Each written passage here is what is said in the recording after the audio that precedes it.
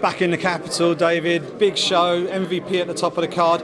Had a few challenges leading into this one, having to change the opponent late doors. So talk to us about the final few weeks leading into this and how you sort of had to deal with the hurdles leading in. Yeah, well, obviously we're really excited about this fight. It's a huge, nice end to the year for us at Wembley. But having MVP at the top of the card is always great. There's a lot of love for him. Trains around the corner from there, so it's a great thing having him up there. And these things happen with MMA, as we know. But you don't like to have it happen to your main card and your main fight. So it's a shame. I think the Derek fight would have been fantastic. I think he would have come forward, and it would have been something that he's on a good little run at the moment. So I'd love to have seen that fight.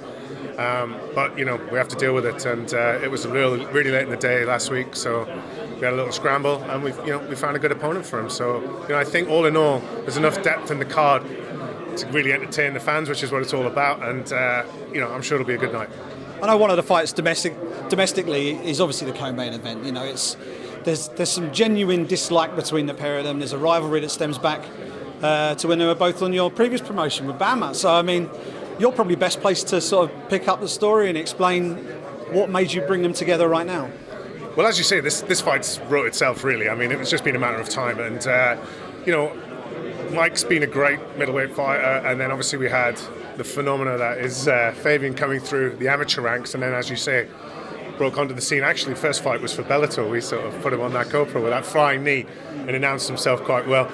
And he's just immediately started calling out Mike, So for one reason or another, it hasn't happened until now. I think, it was the idea maybe that Fabien needed to get a few more pro fights under his belt. But, obviously he's been doing great. And here we are at the end of the year in London, and it's very appetising. And last show of 2019, you've already announced Dublin for February in 2020. Just talked to Rob Whiteford. The Scottish mafia in the Bellator roster is starting to grow. Rob Whiteford has made no secret of the fact that he'd love to take a Bellator show up to the Hydro one day. How realistic is that for 2020? Look, I mean, we're really looking at it. I think it makes a lot of sense. I think, as you know, we've been trying to build strongly the base in each market, and I think that's quite important. As you've seen in Ireland, I think that's had its benefits, starting there, getting a good roster, working well, as we have in England. But Scotland's an obvious one. We've got Vanguard, we've got Rob now, so I think, it makes a lot of sense. I think we probably need grow a little bit more of the roster there as well, but as far as I can tell, sort of anecdotally, the Scottish fans really want us up there, and I think it'd be great to do a show up in Glasgow. And can't go past without talking about James Haskell. For the American viewers who are watching this, he's in the jungle right now on a UK TV show called I'm a Celebrity, Get Me Out of Here, where he could find himself eating camels' anuses and kangaroo penises and God knows what else. First off, we spoke about this in London and you had a little twinkle in your eye when we asked. You knew back then, right? I was signing NDAs. No, he's it's the biggest reality show in the UK, and it's always very positive. I think he might fall on a new diet for camp. I think for his fight camp, but it's generally speaking, I think it's great for us. I think James is a huge presence over here, and this will only grow his profile. I'm just hoping Caitlin Jenner gets a bit better at the Bush Tucker trial, so he can eat more, or else I'll end up with a middleweight by the end of it. Do you want him to go all the way and win the thing, or would you rather he was in there for a couple of weeks and then got himself out there and got into training camp? Well, the time scale is actually quite short anyway, so I think, on balance, I'd like to see him do well in it, because the difference between coming out and winning is probably a week or two.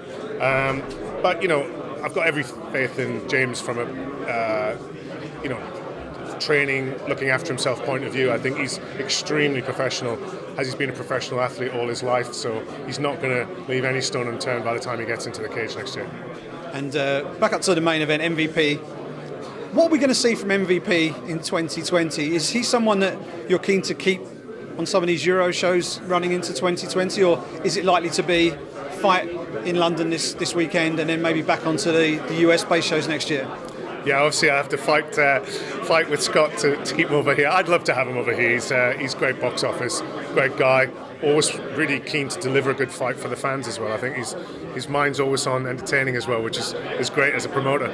But he's also big in America. I mean, obviously he got all the way to the semis of the welterweight tournament and got beat by the ultimate winner, which is no bad thing. I don't think I think he's shown himself that he's one of the best out there, so I'm sure there's people in America want to see him, so we might just have to share him. Dublin first off, in 2020. Obviously, London's going to be on the calendar maybe once or twice. Dublin maybe once or twice.